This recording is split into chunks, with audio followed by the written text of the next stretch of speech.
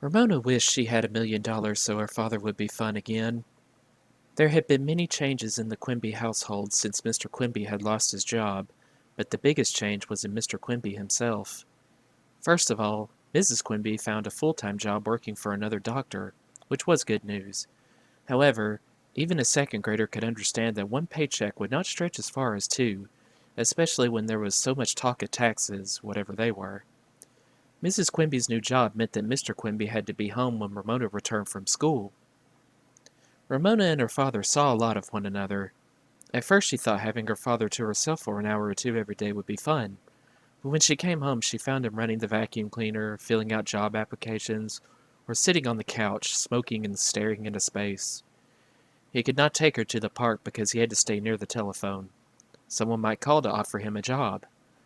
Ramona grew uneasy. Maybe he was too worried to love her anymore. One day Ramona came home to find her father in the living room, drinking warmed-over coffee, smoking, and staring at the television set. On the screen, a boy a couple of years younger than Ramona was singing, "Forget your pots, forget your pans, it's not too late to change your plans. Spend a little, eat a lot, big fat burgers, nice and hot, at your nearest Whopper burger."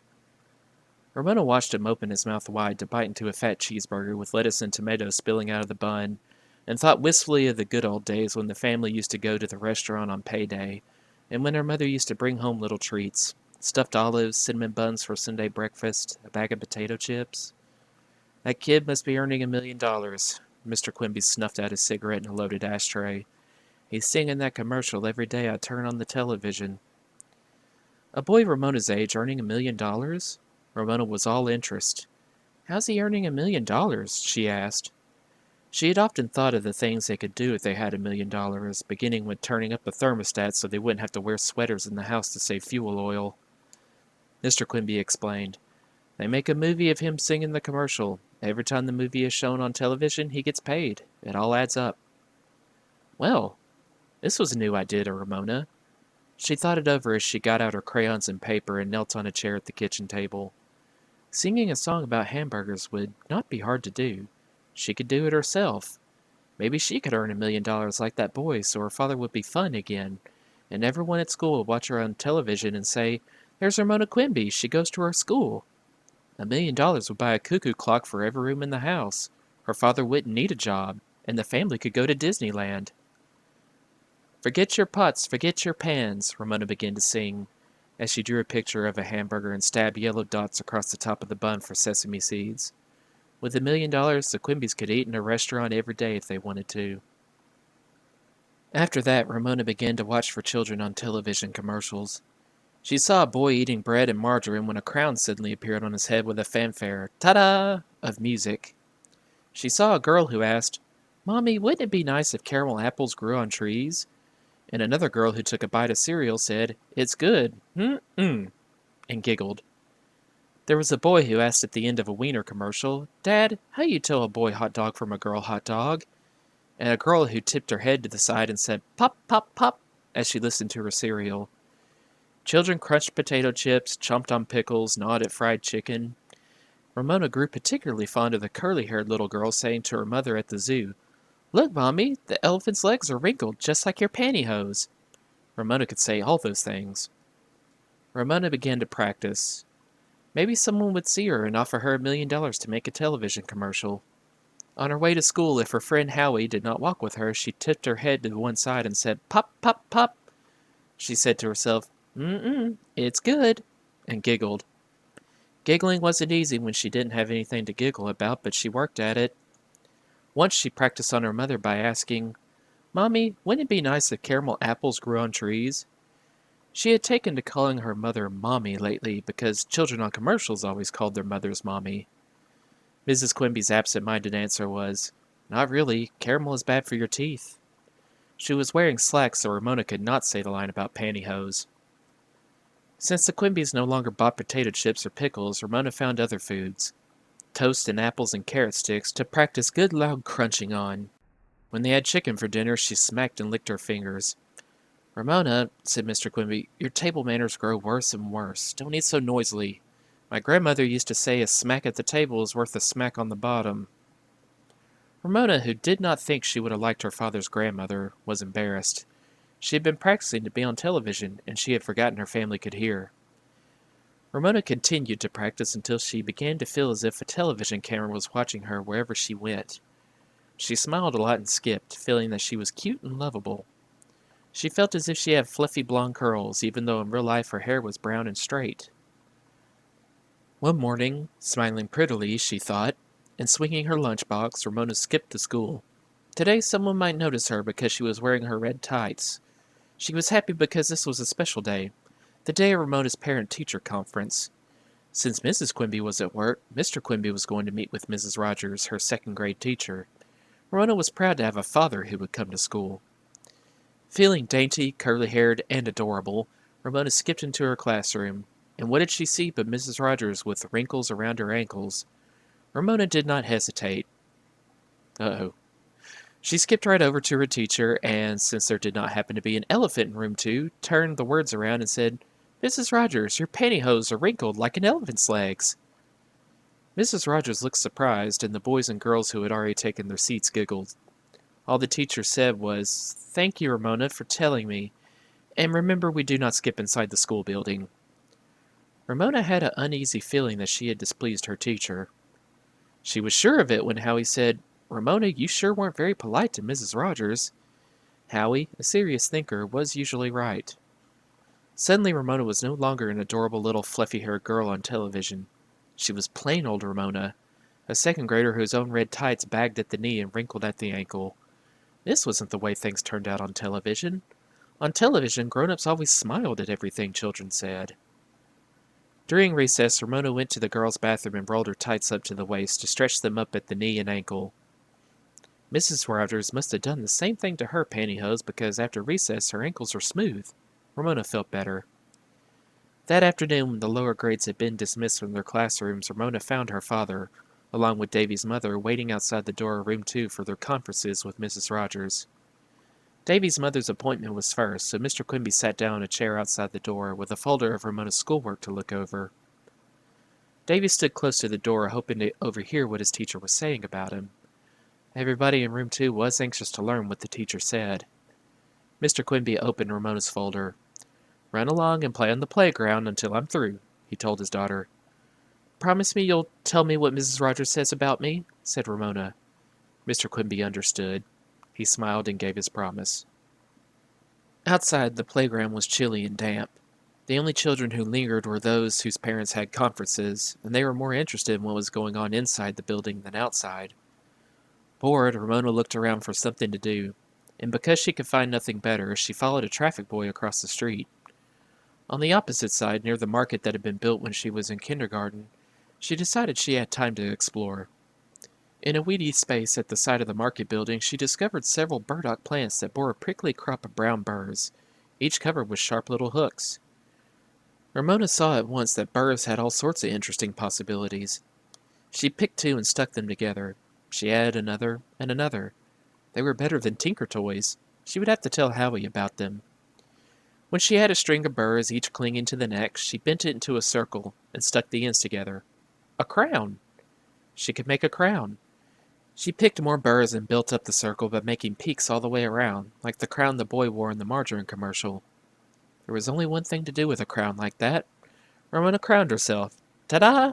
Like the boy on the television. Prickly though it was, Ramona enjoyed wearing the crown. She practiced looking surprised like the boy who ate the margarine, and pretended she was rich and famous and about to meet her father, who would be driving a big shiny car bought with the $1,000,000 she had earned. The traffic boys had gone off duty. Ramona remembered to look both ways before she crossed the street, and as she crossed, she pretended people were saying, "There goes that rich girl. She earned $1,000,000 eating margarine on TV." Mr. Quimby was standing on the playground looking for Ramona. Forgetting all that she had been pretending, Ramona ran to him. "What did Mrs. Rogers say about me?" she demanded.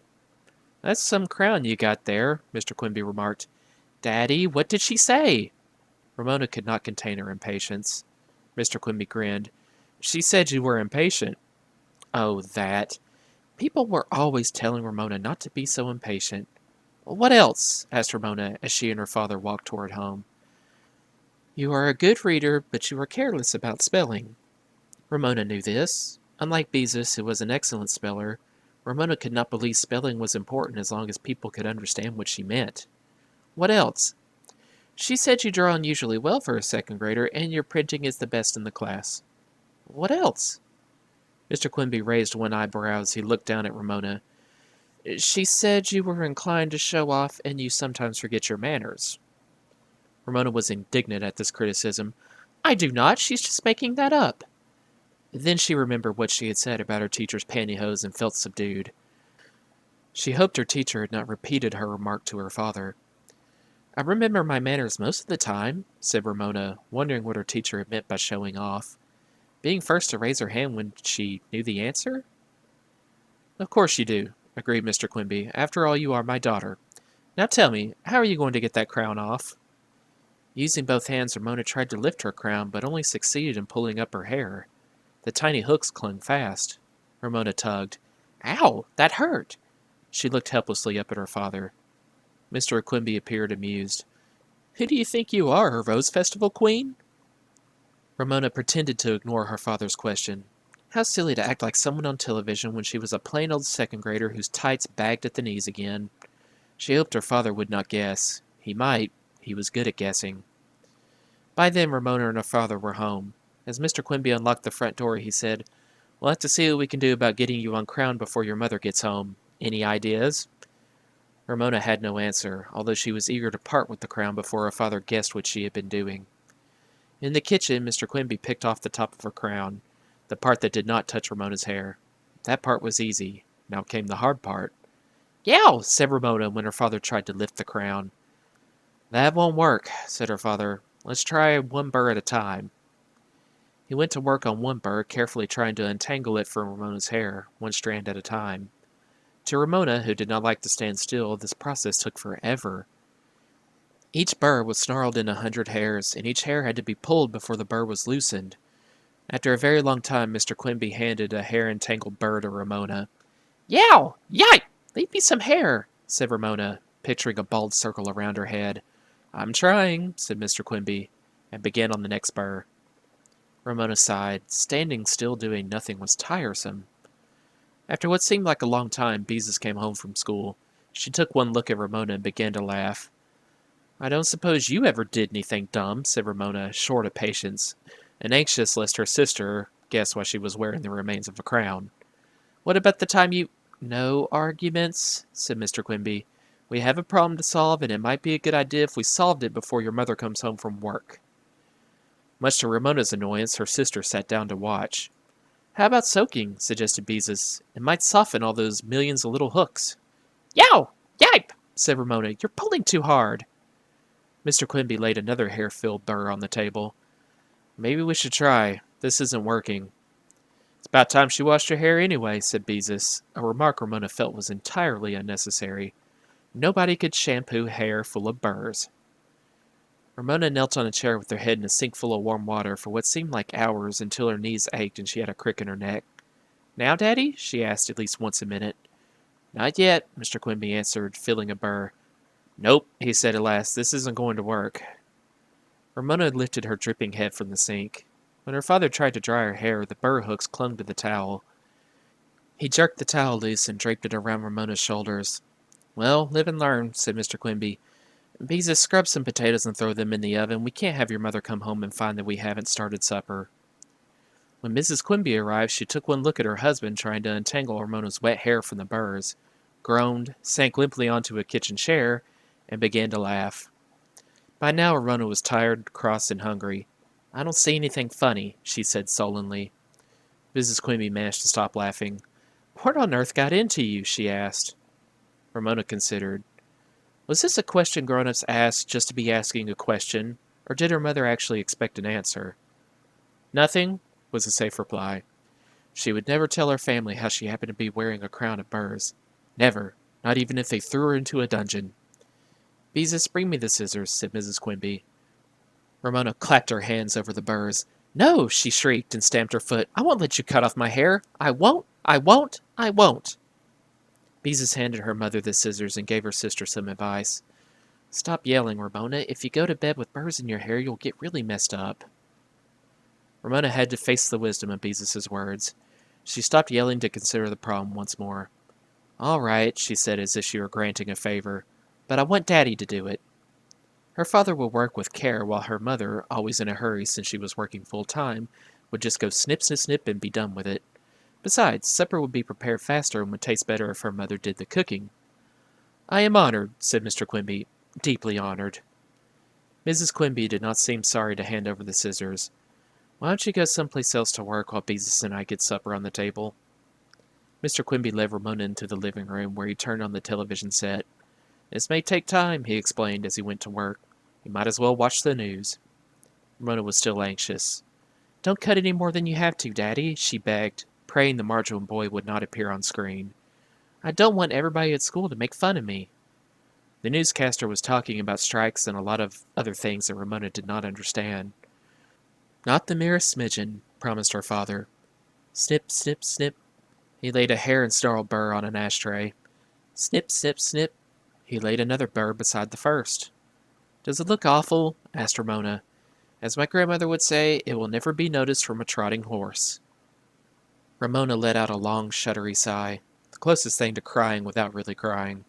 Snip, snip, snip. Ramona touched the side of her head.